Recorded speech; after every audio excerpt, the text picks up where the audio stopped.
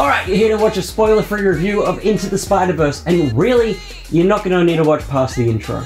This movie is visually impressive with a style never before seen. Emotional moments mixed in with a pot of well-placed humor, perfect characterization of all of its characters, and I hate myself for seeing it 2 weeks early. I've got to wait 2 weeks to watch it again, and I've also got to get off these comics. Some of them are 50 years old, and it's not worth it for the bit. So, hopefully I've convinced you. If I haven't, keep watching, or go see the movie. It's up to you. I've got to get these. It's bad. I'm damaging them. Bye.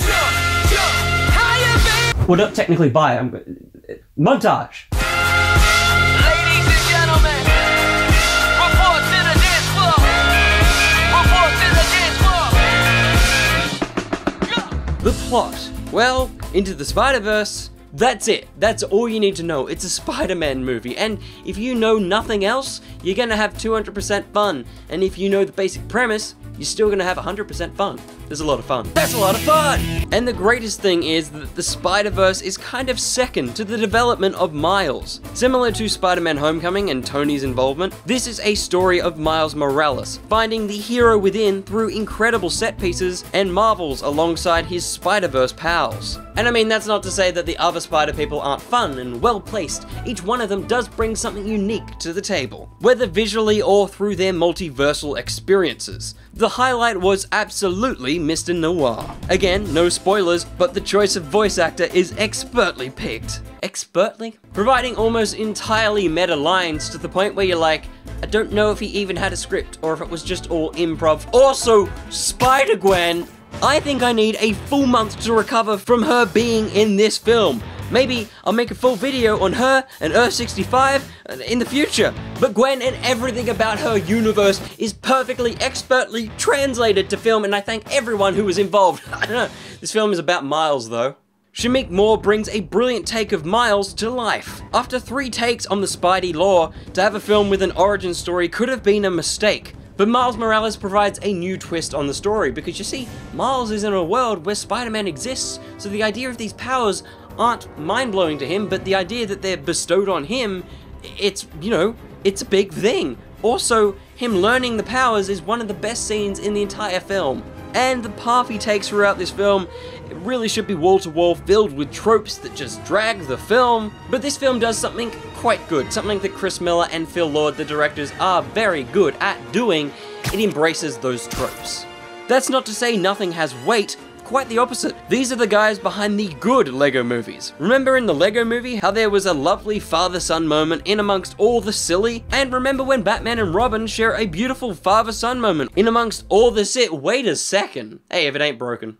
This film knows exactly what it is and it plays to it, and that's exactly how you make a Marvel film. And one of the things Marvel films are also quite often criticized for is their villains, and this film somehow, in amongst all the emotion, the beautiful scenes, the action set pieces, it manages to give their villains kind of grounded, world-building things. How? Sure, some are as thin as the pages they debuted on, but they're often just filler for set pieces, giving Big Bad Kingpin his time to shine. And Fisk has a reason to be there, no spoilers, but it grounds the plot in a clean way, the villain ties to the plot. Who'd have thought that could happen in a Spider-Man movie? Shock. But anyway, the film's well paced. That was a weird sentence. Badly paced sentence. The amount of elements that need to be reeled in to craft such a dynamic story seemed daunting. But somehow the Spider Coaster never hit any wind-ups, the dull moments where it's just clicking up and it doesn't really need to be there. No, it's just loop-de-loops and fast bits all round. But that's not to say the aforementioned emotional scenes don't get their beats of pause.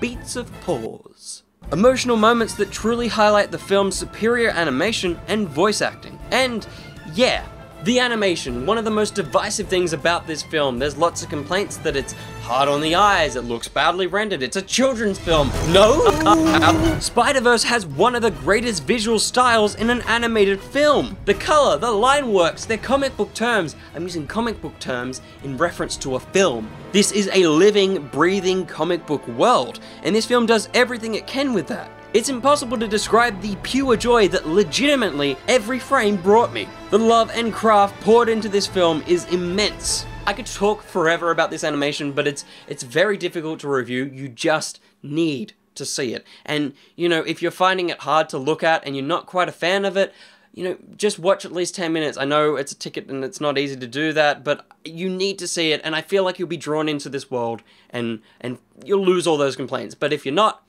then I'm sorry. But I almost finished editing this, and I've just realized that I wasn't negative about anything, so, I guess the music wasn't all that inspiring. There was a lot of rap and stuff that I don't really like, but it was thematically relevant to the plot, so can't really knock that. The score itself wasn't all that interesting, but it was fun and really energetic when it needed to be, and soft and sad when it had to be as well. I mean, I don't know, man. There's nothing to nitpick. This has got 100% on Rotten Tomatoes, which, you know, we shouldn't really go off that, but that's a pretty good sign.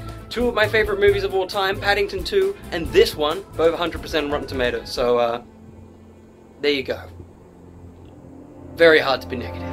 And yes, there's a crap ton of Easter eggs and nuggets of lore for fans. But this is still a film for everyone. My fellow cinema goers, my mates that I went with, you know, they can't go lay on a bed of comics.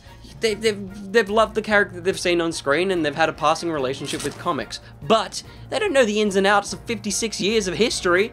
Neither do I, admittedly, but this film gives you everything you need and more to enjoy the world of Spider-Verse. And for those of us that know our shit, oil up your eyes because you're in for a treat. I pray people see this film. If Venom can end up in 9th place for the year, this piece of cinematic history should rake in all the money possible. Spread the good word if you enjoy this movie come December 13th, because this movie is a visual, emotional Christmas present come early treat that is not to be missed.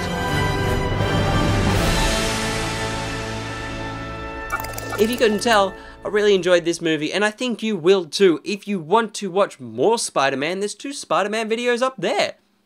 Who knows what they're about. Also, welcome back, me. We haven't made a video for a week. We'll try to fix that.